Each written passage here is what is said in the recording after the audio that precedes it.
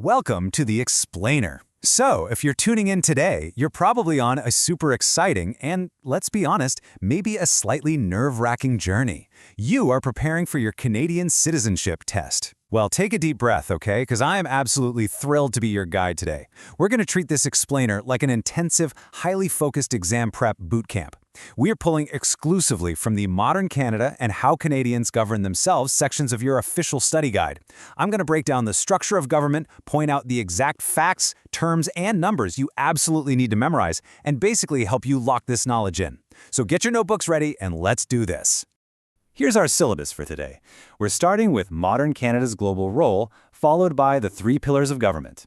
Then we'll hit the federal state, parliamentary democracy, constitutional monarchy, and finally wrap up with the branches of government. Section 1. Modern Canada's global role.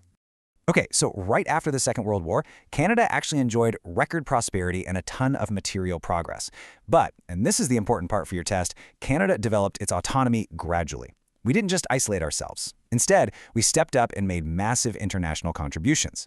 During the Cold War, Canada joined with other democratic countries of the West to form NATO. You definitely need to know that acronym. It stands for the North Atlantic Treaty Organization, and it's a crucial military alliance.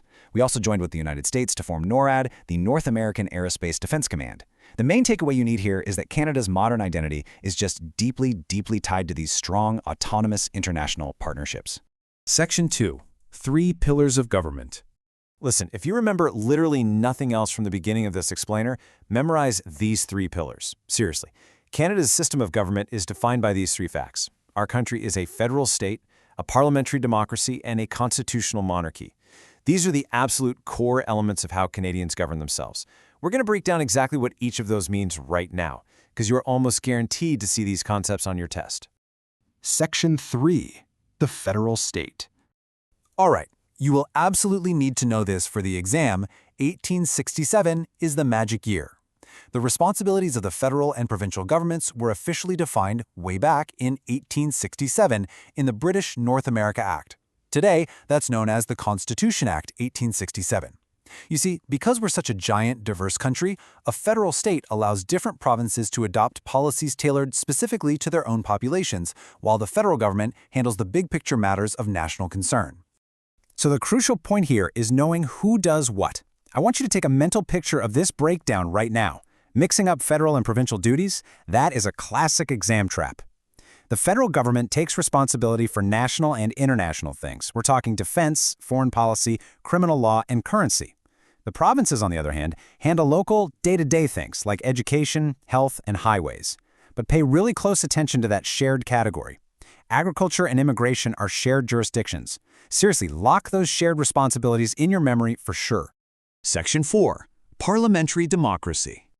I really want you to highlight this next concept in your mind: confidence of the House. In our system, cabinet ministers are fully responsible to the elected representatives. That means they must retain the confidence of the House. Basically, if a majority of the members of the House of Commons vote against a major government decision, say the budget, for example, the party in power is defeated. They literally have to resign. This is a highly, highly testable phrase, so make absolutely sure you understand that the government only survives if it maintains this confidence. Now, when we talk about Parliament passing these laws, you need to know exactly who makes up Parliament. Be sure to remember all three parts. It's the Sovereign, the Senate, and the House of Commons. A lot of test takers actually forget that the Sovereign, the Queen or King, is an official, integral part of Parliament. Do not be one of those people. The House of Commons is the representative chamber where the real debate happens. These are the people we actually go to the polls and elect. They review bills, debate proposals for new laws, and keep the government accountable on behalf of us, the citizens. Okay, remember this number, 4. The members of the House of Commons are traditionally elected by the people every 4 years. Under legislation passed by Parliament, federal elections must actually be held on the third Monday in October, every 4 years following the most recent general election. Now, let's look at another crucial number, 75. While members of Parliament are elected every 4 years, senators are appointed. They're chosen by the Governor General on the advice of the Prime Minister, and they serve until this exact age, 75. These precise numbers, 4 years for MPs, age 75 for senators, they are absolute classic multiple choice fodder. You're going to want those in your back pocket. Okay, let's do a quick knowledge check right now before we move on.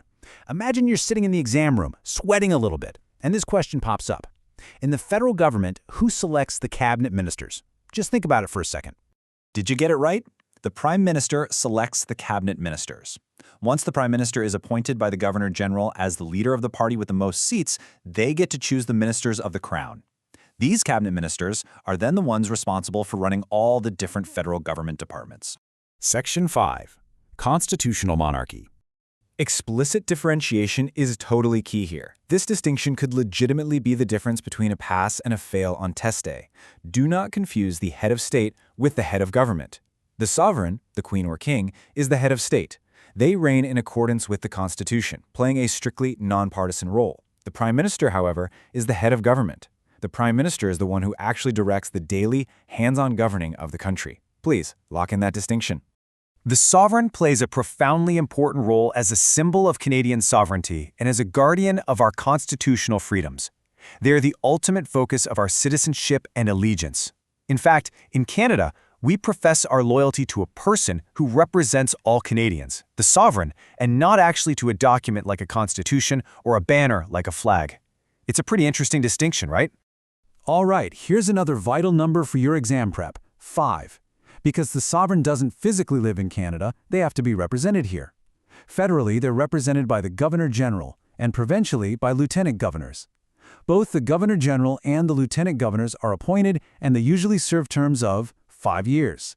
Again, don't confuse this 5-year term with the 4-year election cycle we talked about for MPs. Section 6. Branches of government. So there are 3 branches of government that work together, sometimes in a bit of creative tension, to secure your rights and freedoms. First, you've got the executive branch, which is the Prime Minister and the Cabinet. Second, the legislative branch, which is Parliament. And remember, that's made up of the Sovereign, the Senate, and the House of Commons.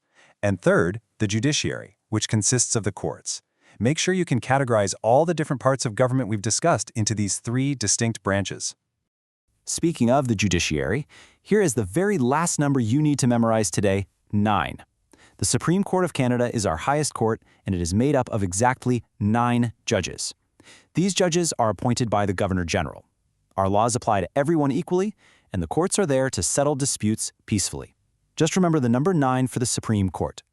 Wow, you have done a fantastic job tracking with me through all these dense facts. As we wrap up this explainer, I'm going to leave you with a crucial bit of homework. We talked a ton about the federal government today, but local knowledge is just as important on the big test. Each provincial and territorial government has an elected legislature, but do you know what your specific local representative is called? Depending on where you live, they might be an MLA, an MNA, an MPP, or an MHA. I want you to go find that out today. Review this information one more time, and you are going to be well on your way to totally acing your citizenship test. So, what local issues will your representative be debating next? Thanks so much for joining me on The Explainer, and good luck.